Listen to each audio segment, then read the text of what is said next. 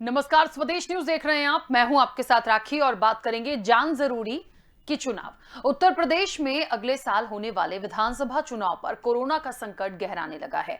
Allahabad high court ने कल केंद्र सरकार को यूपी में चुनाव टालने का सुझाव दिया था।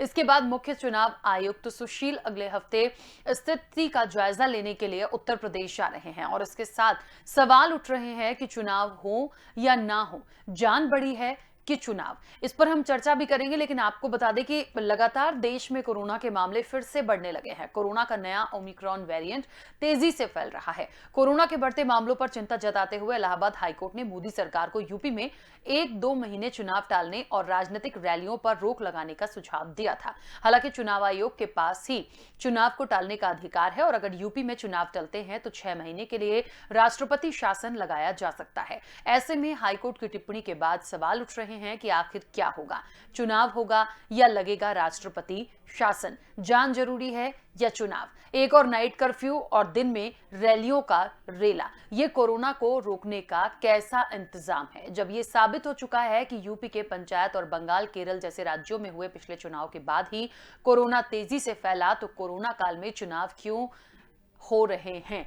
इन्हीं तमाम सवालों के हम जवाब भी लेंगे और इस चर्चा को भी हम आगे बढ़ाएंगे। लेकिन आपको बहुत स्पष्ट कर दें कि वाकई में देखिए, एक बार फिर से कोरोना का एक नया वेरिएंट ओमिक्रॉन तेजी से फैल रहा है और जिस तरीके से 5 राज्यों में चुनाव होने हैं, उनकी तैयारियां सभी की चल रही हैं और अभी तो लगा ही लगा यूपी इलेक्शन है और लग रहा था कि बस जल्द से जल्द होने ही वाला है। लेकिन अब हाईकोर्ट ने जिस तरीके से तमाम बातें रखी हैं, या एक सुझाव उनका कह लीजिए जो आया है कि फिलहाल 1-2 महीने के लिए टाल दे। देखिए, इसका अधिकार तो चुनाव आयोग के पास होगा, लेकिन फिर भी रैलियों को रोक लिया जाए, प्रचार प्रसार तमाम लोगों का जोरों से चल रहा है, उन चीजों को कंट्रोल किया जाए। और दूसरी बात देखिए, नाइट कर्फ्यू लगा रहे हैं, दिन में रैलियां हो रही हैं, भीड़ भड़ाका हो रहा है, ऐसे कैसे कोरोना को कंट्रोल किया जा सकता है? तो निश्चित तौर पर कई सारे सवाल हैं।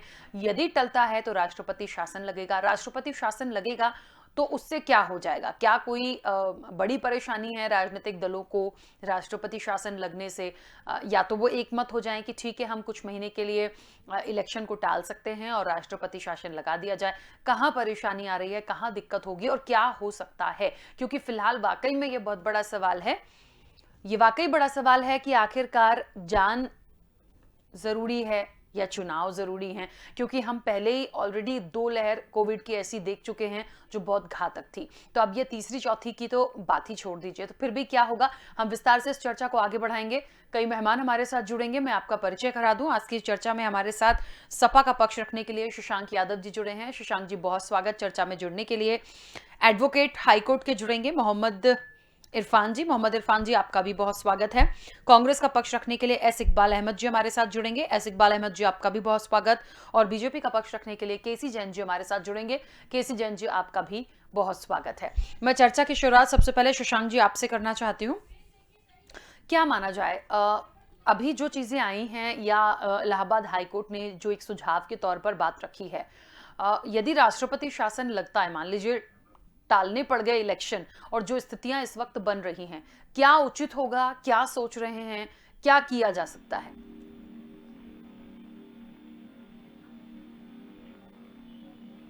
शशांक जी, मेरी आवाज पहुंच रही है आप तक?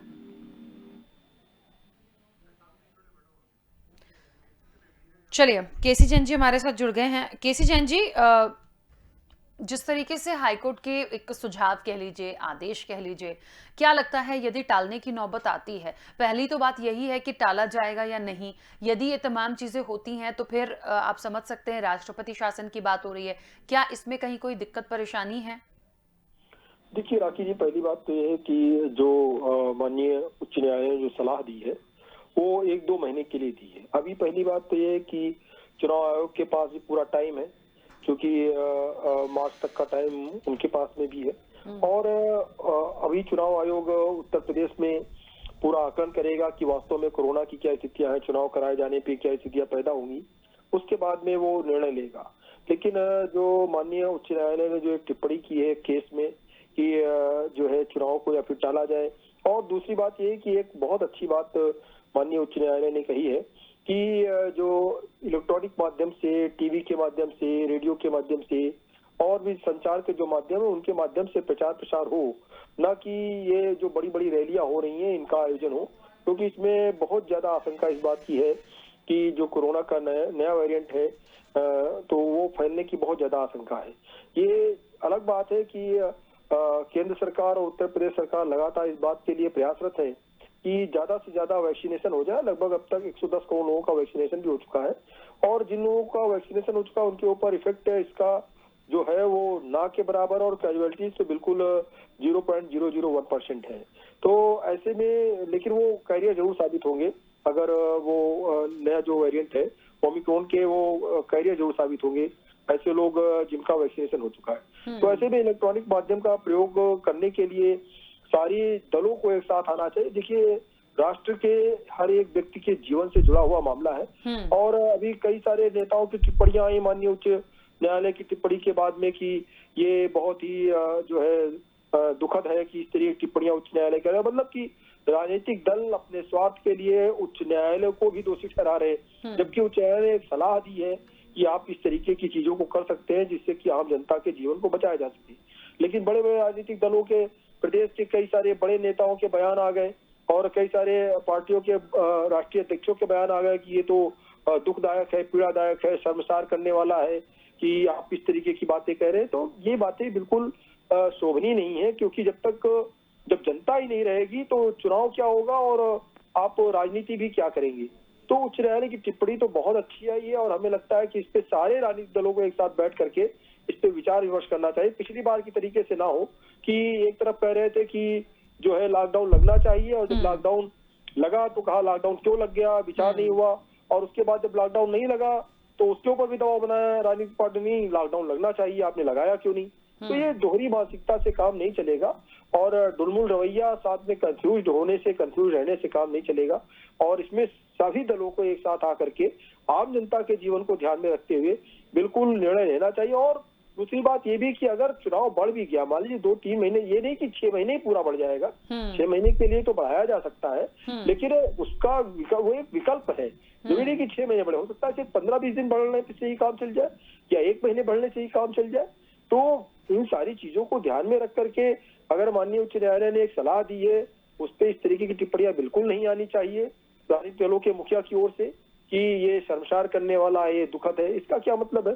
अगर 1-2 महीना चुनाव बढ़ भी गया तो क्या बिगड़ जाएगा उसमें? ठीक। 2 महीने बाद भी चुनाव हो सकता है। कई बार रिजल्ट कई प्रदेशों के अभी कई सारे टीवी चैनलों पे पूरी न्यूज दिखा रहे थे कि कब कब चुनाव बढ़े, कहाँ पे चुनाव बढ़े, कहाँ चुनाव रद्द हुए, किस किस सन में क्या क्या घटनाएं हुई। तो तमाम बार चुनाव बढ़े हैं, तमाम बार इस तरीके की चीजें हुई हैं, लेकिन अगर आम जनता की जान बच सके इसलिए अगर इस तरह निर्णय लिया जाता है कि 1-2 महीने चुनाव अगर बढ़ जाता है तो हमें लगता है सारे राजनीतिक दलों को एक साथ आकर के इस पे निर्णय लेना चाहिए। इस पे आरोप प्रत्यारोप की राजनीति बिल्कुल नहीं होनी चाहिए और हमें तो लगता है कि इस पे राजनीति ही नहीं होनी चाहिए। आम जनता के जीवन को लेकर के सब लोगों को मिलकर के एक सार्वजनिक निर्णय जरूर लेना चाहिए इस पे। ठीक है, चलिए एस इकबाल अहमद जी, क्या मेरी आवाज पहुंच रही है आप तक? जी एस इकबाल अहमद जी, क्या मानते हैं आप इस आदेश के बाद? अभी केसी जैन जी को भी सुना आपने और ये आदेश भी हुआ जिस तरीके से, या एक सुझाव कह लीजिए, अब आगे क्या हो सकता है? देखिए, सबसे बड़ी चीज है कि कोरोना काल में जिस तरीके से पिछली बार कोरोना आया था और लहर की तरह, राहुल जी ने जब प्रधानमंत्री से कहा कि सुनामी की तरह एक कोरोना की लहर आएगी तो किसी ने उनकी बात को माना नहीं था। और वो सारी चीजें हुई और तमाम लाशें नदियों में बहती हुई मिली और घाट पे पड़ी मिली। तो इससे ये लगता है कि ये लोग सही से मैनेज नहीं कर पाए, सरकार सही से ढंग से मैनेज नहीं कर पाई। लेकिन आज जो तीसरी लहर की बात हो रही है वो हाईकोर्ट ने कहा कि इसको चुनाव को आगे बढ़ाया जाए। तो चुनाव आगे बढ़ाने का मतलब ये है कि चुनाव क्यों बढ़ा दिया जाए, पहले इस पर बात होनी चाहिए। विपक्षी दल को बुलाया जाए, उनको उससे बात किया जाए कि भाई आप बताओ आगे क्या होना चाहिए। तो सरकार जो है वो कभी राय नहीं लेती है, किसी भी मामले में राय नहीं लेती, ना विपक्ष से पूछती है कि आप हमें आगे क्या फैसला करना चाहिए। तो ये जनता का मामला है, जनता से जुड़ा मामला है। तो अगर जनता से जुड़े मामले हैं तो विपक्ष को बुलाना चाहिए, एक दल, सारे दल को बुलाना चाहिए, सर्वदल एक मीटिंग होना चाहिए कि हमें फैसला क्या करना चाहिए। ये तो प्रधानमंत्री जी हिटरशाही वाला काम करते हैं।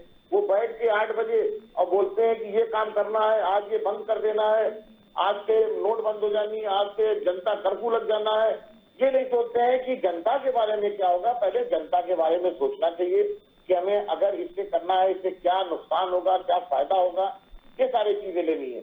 अब चुनाव टाल दिया जाए, चुनाव क्यों टाल दिया जाए? प्रियंका गांधी की रैली बहुत बड़ी बड़ी हो रही है, इनके में भीड़ इकट्ठा नहीं हो रही है। अखिलेश यादव में भीड़ बहुत ज्यादा हो रही है, इनके में भीड़ नहीं हो रही है।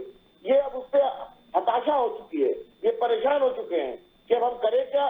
तो इन्होंने एक नया दूसरा रूप दे दिया कि कोरोना काल की वजह से तीसरी लहर आ रही है, अब ये भीड़ रोका जाए और भीड़ रोक के लोगों को डाइवर्ट किया जाए।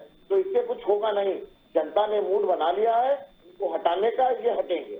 ठीक है शशांक जी, आपका क्या मत है? क्योंकि वाकई में बहुत महत्वपूर्ण हो गया है और एक बात अभी इकबाल अहमद जी ने भी बोली है कि कहीं ना कहीं विपक्ष का भी सुझाव लिया जाए जो भी आगे निर्णय होता है। देखिए, अभी तक कभी ऐसा हुआ नहीं। इन्होंने तो जब से पूरा कोरोना पीरियड में कभी मतलब संसद के सत्र तक भी रोके इन्होंने, जबकि पूरी दुनिया में ऑनलाइन किया गया, वीडियोस पे हुआ, विपक्ष से बात होती रही। तो ये आपदा में अवसर ढूंढने वाले लोग हैं। इनको लगेगा कि लॉकडाउन लगाना फायदेमंद है तो लॉकडाउन लगा देंगे, इनको लगेगा लॉकडाउन नहीं लगाना चाहिए, हम अपने प्रोग्राम करते रहे तो अपने करते रहेंगे। मतलब ये जो भी कुछ हो रहा है वो वन वे हो रहा है, एक ऑनेस्ट और एक जो है उस तरीके से क्या कहना चाहिए वो नहीं हो रहा है कि ईमानदारी के साथ कोई फैसला हो। और वो फैसला तभी संभव है कि जब सारे के सारे लोग जो है आमने सामने बैठे अक्रॉस द टेबल और उस पर बातचीत निकल के सामने आए, सिचुएशन को सीवियर किया जाए। क्योंकि ये भी जो आ रहा है इसके जो लोग हैं वो ओमिक्रॉन के जो भी पेशेंट्स आ रहे हैं तो वो भी माइल्ड है कि स्ट्रांग है, किस तरीके से है ये भी क्लियर नहीं हो पा रहा है। तो जब ये चीज जब तक इसकी सीवियरिटी कम नहीं आ रही है, आशंकाओं पर तो कोई चीज नहीं होती। तो एक ब्रॉड बेस्ड, एक बड़े स्तर पे सारे लोग को, एक्सपर्ट्स को और अपोजिशन पार्टी सबको बैठा के और तब एक ईमानदार फैसला हो, तभी इसमें कोई निर्णय हो सकता है। अच्छा, एक चीज और है शशांक जी, मुझे ऐसा लगता है कि इलेक्शंस को यदि मान लीजिए नहीं भी टालते हैं, क्योंकि बड़ी बड़ी जो रैलीज हैं या प्रचार प्रसार के लिए जाते हैं तो वहां भीड़ भड़ाका ज्यादा होता है। देखिए, इतना समय प्रचार के लिए मिला और अभी तो खैर डेट्स क्लियर नहीं है, यदि होती हैं तो आपको लोग, जनता देख ही रही है, मुद्दों पर बात करिए, आप कैसे उन तक अपना मैसेज फॉरवर्ड कर सकते हैं यदि भीड़ भड़ाका नहीं करना है। रही बात इलेक्शन की, तो इलेक्शन देने जाने वाला, वोट डालने जाने वाला, मुझे लगता है सब लोग इतने जागरूक हो चुके हैं कि एक प्रिकॉशन के तौर पर तमाम चीजें लेके चल रहे हैं। बहुत सारे ऐसे लोग हैं कि दोनों डोज भी हो चुके हैं। अब आप पेशेंट ही देखिए ना, ओमिक्रॉन के तो बहुत से ऐसे पेशेंट जिनकी दोनों डोज हो चुकी है। तो मुझे लगता है एक पूरा एक क्राइटेरिया बना लिया जाए। इस चीज को टाल देने से मतलब तो नहीं होगा, लेकिन हाँ ये हो सकता है कि कुछ एहतियात बरत के यदि इन चीजों को कर सकते हैं तो बेहतर है। सही कह रही हैं। और सबसे बड़ी चीज है कि कॉन्स्टिट्यूशनल फंक्शनिंग रुकनी नहीं चाहिए, जहां तक हो सके वो लास्ट मोमेंट होना चाहिए। एक नारा तो बड़ा आसान है कि सब जान है तो जहान है, वो भी सही है, और जान की कॉस्ट पर भी देश बचाया जाता है, जान देकर भी। तो मुझे लग रहा है कि इसमें एक जब तक तर्कसम्मत और सारे लोग मिल के नहीं बैठेंगे तब तक कोई ऑनेस्ट फैसला नहीं हो पाएगा। सरकार जो फैसला लेगे वो लगे कि हाँ सबने मिल के किया है, अदरवाइज वो यही माना जाएगा, अपोजिशन यही शोर मचाएगा कि साहब जो है इन्होंने डर गए इसलिए नहीं किया, ये कहेंगे साहब कोरोना की वजह से इतना लंबा सरदर्द है कि हम पीछे की गलतियों को दोहराना नहीं चाहते हैं, और इस बार ये लगाएंगे तो इसका मतलब पीछे की गलतियों को एक्सेप्ट भी करेंगे ये।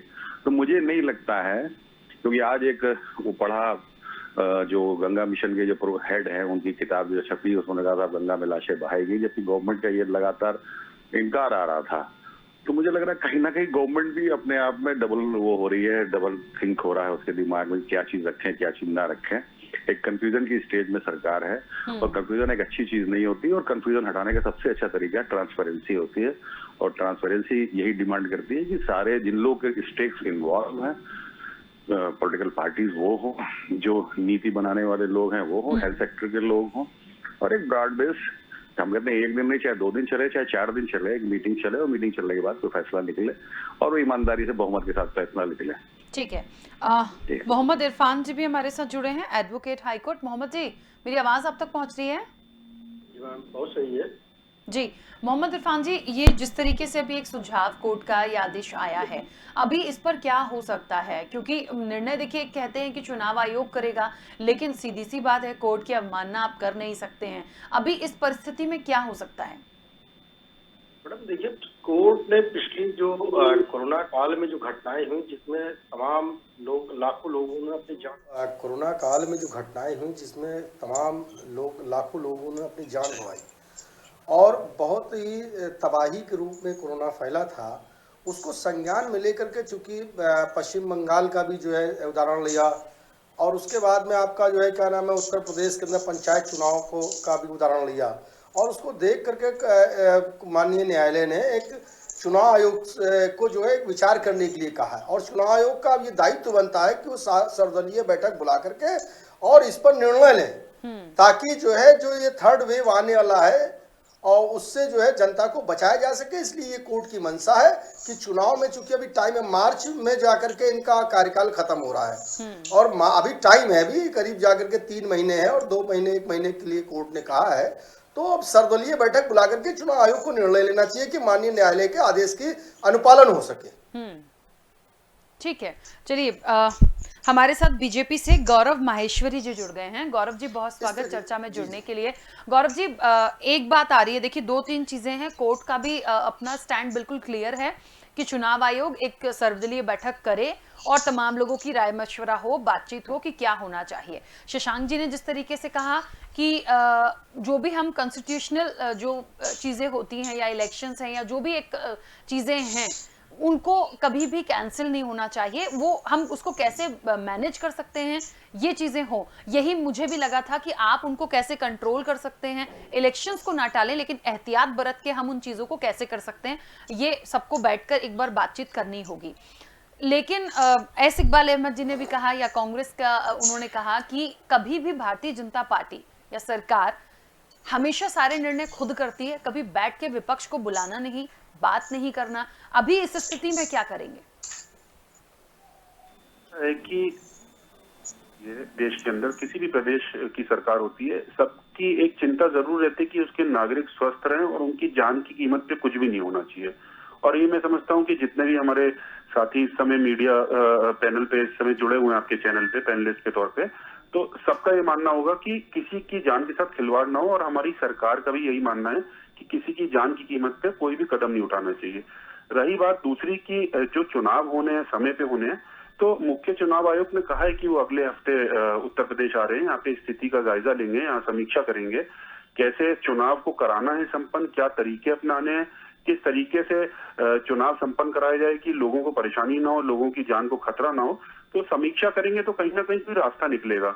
और मैं तो समझता हूँ कि जब समीक्षा करने का जो भी रास्ता चुनाव आयोग अपना फैसला लेगा, सारी पार्टियां उससे कहीं ना कहीं सहमत ही होंगी, क्योंकि चुनाव आयोग जब जिस समय अपनी घोषणा कर देगा तो खाली वो एक बीजेपी की घोषणा नहीं होगी, वो चुनाव आयोग की घोषणा होगी और सारी पार्टी उनके अंडर में अपने आप ऑटोमेटिकली आ जाती हैं। तो ये चीज के लिए तो मैं आपसे बिल्कुल आपको आश्वस्त करना चाहता हूँ कि प्रदेश सरकार कहीं नहीं चाहती है कि किसी भी तरीके से किसी की जान जोखिम में हो, लेकिन फैसला आप और हम शायद मेरे ख्याल से बैठ के इस मीडिया पैनल पे नहीं ले सकते हैं, हम लोग अपना सुझाव दे सकते हैं। बाकी चुनाव आयोग आएगा, समीक्षा करेगा, जो भी रास्ते तय करेगा चुनाव के, वो उस तरीके से चुनाव संपन्न होंगे और जो भी बेहतर तरीके से उत्तर प्रदेश की जनता के लिए व्यवस्था की जाएगी, उस व्यवस्था के तहत हम सब लोग चुनाव में पार्टिसिपेट करेंगे। अच्छा, ठीक है, मैं आप सब लोगों का एक छोटा सा पक्ष जानना चाहती हूँ जल्दी से, क्योंकि समय हो जाता है, हमारे गेस्ट भी ज्यादा हैं।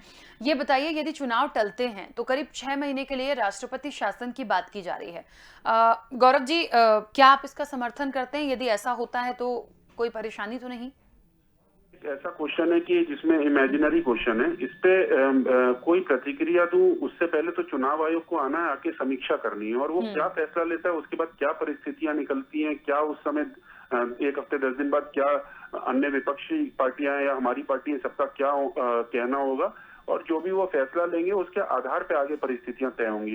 तो ऐसे में इस सवाल का जवाब मैं समझता हूँ देना या दे के कोई हम और आप कुछ रिजल्ट नहीं तय कर सकते। लेट द चुनाव आयोग कम, उनको इलेक्शन कमीशन को आने दीजिए, आने के बाद देखते हैं क्या वो लोग फैसला लेते हैं, क्या समीक्षा। ठीक है, एस इकबाल अहमद जी, आपका क्या मत है?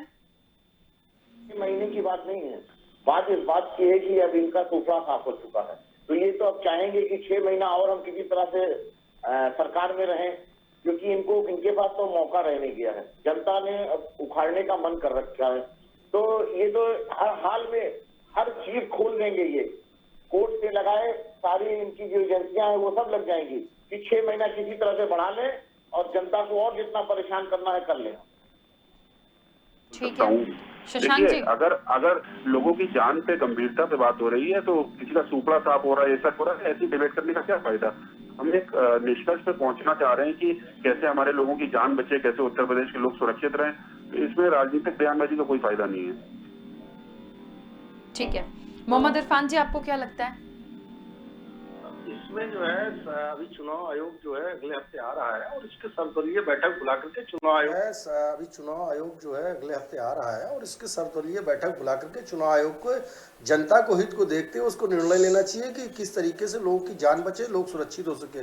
और जो रात का कर्फ्यू के लिए जो माननीय मुख्यमंत्री जी ने किया है, इसको दिन में किसी तरीके से दिन का एक बनाना चाहिए, क्योंकि रात के अंदर इतनी पब्लिक की भीड़ नहीं होती। आज आप देखिए कोर्ट के अंदर और तमाम बाजारों के अंदर किस तरीके से भीड़ बढ़ रही है। इस पर जो है उनको विचार करना चाहिए। रात का कर्फ्यू का कोई मतलब नहीं है। ठीक है, अच्छा एक और छोटा सा सवाल है। हम शुरू से देखते आ रहे हैं कोरोना या डेल्टा वेरिएंट या ओमिक्रॉन, ये सब, ओमिक्रॉन तो चलिए नया आया है लेकिन सब जुड़े हुए हैं एक एक से, और निश्चित तौर पर हम पिछले बहुत समय से 2020 से इसका दंश झेल रहे हैं। पूरी तरीके से ये जा ही नहीं पा रहा, कुछ ना कुछ हो रहा है। बहुत सारी चीजें डिस्टर्ब हुई हैं, सिर्फ इलेक्शन नहीं, बहुत सारी चीजें डिस्टर्ब हुई हैं। अच्छा, उसके लिए मुझे लगता है सभी स्टेट ने क्या तैयारी हो सकती है, क्या प्रिकॉशन हो सकते हैं, कोविड के जो भी डोजेस हैं वो दोनों पूरे कंपलसरी कर दिए। हर जगह पे हर स्टेट ने, हर सरकार ने अपनी तरफ से कोशिश की है कि इसको खत्म किया जाए, इसे रोकें, लोगों की जागरूकता हो।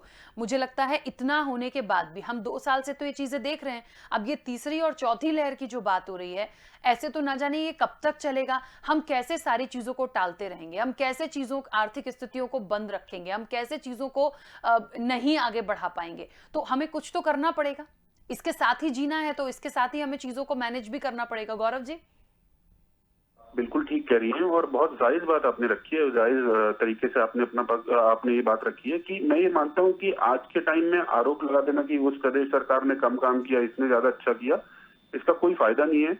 2 साल से घर में हमारे बच्चे हैं, वो स्कूल नहीं जा पाए, लोगों को आर्थिक नुकसान हुए, लेकिन जिस तरीके से सरकारों ने कोशिश की कि इसको खत्म करना है, यही कोशिश हमारी भविष्य में होनी चाहिए। और जो हमारी जनता है उसको भी एक तरफ अपनी जागरूकता ये जिंदा रखनी चाहिए कि हमें वायरस से लड़ना है। परिस्थितियां देश की ऐसी है कि आज देश नहीं, आज विदेश में देख लीजिए, कई देशों में जिस तरीके से कोरोना ने कहर बरपाया, तो ये सारी नागरिकों की भी जिम्मेदारी है कि हम कैसे अपने आप को सुरक्षित रखें। सरकार की भी जिम्मेदारी है कैसे सुरक्षित रखें, और कोई सरकार नहीं चाहती कि किसी भी उसके प्रदेशवासी का कहीं भी किसी तरीके से आर्थिक नुकसान हो या जान का नुकसान हो। तो ये हम सबकी जिम्मेदारी है कि हमको इस वायरस से कैसे लड़ना है आने वाले समय में, और जल्दी इसको अपने देश के बाहर भगाना है। ऐसे इकबाल अहमद जी अपनी बात रखिएगा। प्रधानमंत्री जी जिस तरीके से प्रचार वैक्सीन का करा रहे हैं, मोबाइल पे परमानेंट कॉलर ट्यून चल रही है और धन्यवाद मोदी जी का बैनर पोस्टर लग रहा है, हमें लगता है वैक्सीन से ज्यादा खर्चा इन्होंने विज्ञापन पे कर दिया है। तो सबसे बड़ी चीज है कि विज्ञापन से अच्छा है कि जनता तक हर चीज पहुंच जाए, वो नहीं पहुंचा पा रहे हैं सब लोग। और अभी राहुल जी ने ये बात कही है कि अब वैक्सीन अगर कंप्लीट करा सके तो ये दूसरी डोज पहले कंप्लीट कराए, उसके बाद बूस्टर लगना जरूरी है। तो बूस्टर भी तो जरूरत है, क्योंकि जनता में अगर बचाना है। और सबसे बड़ी चीज है कि आपने एक बड़ी अच्छी बात कही मैडम कि सरकार को ये बात निकालना पड़ेगा, रास्ता बंद करने से नहीं चलेगा, लोग मर जाएंगे, भूखे मर जाएंगे। मेरा सवाल वही था कि ना तो इलेक्शन टालने का कोई मतलब है, ना कोई चीजें बंद करने का मतलब है। एहतियात के तौर पे चीजें स्मूथली चलती रहें, लोग अपनी जागरूकता दिखाएं, सरकार पूरी व्यवस्था रखे, तभी कुछ होगा। सरकार को तमाम वैज्ञानिक, तमाम सलाहकार लोगों से बैठ के ये राय लेनी चाहिए कि जनता का परेशानी ना हो, जनता मरे नहीं, जनता भूखी ना मरे। ये सारे सवाल खड़े हैं। ठीक है, सिर्फ धन्यवाद करने से काम नहीं चलेगा, ढोल बजाने से काम नहीं चलेगा, ताशा बजाने से काम नहीं चलेगा। ठीक है, शशांक जी जल्दी से अपनी बात रखिएगा, समय की सीमा। शशांक जी, चलिए मेरी आवाज शायद नहीं पहुंच रही है। मोहम्मद इरफान जी, आपका कोई पक्ष जल्दी से रखिएगा। अब इसमें जो है एक तो जो वैक्सीनेशन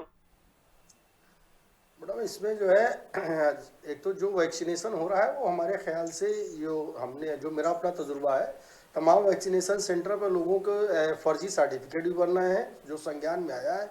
और इसको सरकार को, चूंकि एक नई चीज़ें मैं बता रहा हूँ, और इसको जो है पूरी तरीके से वहाँ पर जो भी वैक्सीनेशन हो उसको टीवी कैमरे के अंदर होना चाहिए, ताकि जो है जो कर्मचारी जो लगाते हैं वो कुछ पैसे लेकर के सर्टिफिकेट वो लगाते नहीं और सर्टिफिकेट उनका जारी हो जाता है।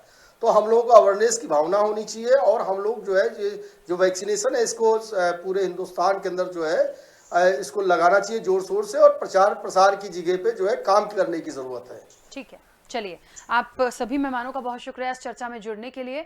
देखिए, एक बात है, जान जरूरी की चुनाव, जान भी जरूरी है और संवैधानिक प्रक्रिया के यदि तहत हम चलें तो चुनाव भी जरूरी है। सभी लोगों का यह कहना है कि फिलहाल तो चुनाव आयोग आएगा, टीम आएगी, समीक्षा होगी, उसके बाद ही कोई कुछ कह सकता है। लेकिन जो सुझाव आया है उस पर सभी को एकमत होकर अपने सुझाव रखने चाहिए और आगे निर्णय फिर जो भी होगा वो वाकई में हम देखेंगे। फिलहाल चर्चा में इतना ही, दीजिए इजाजत, नमस्कार।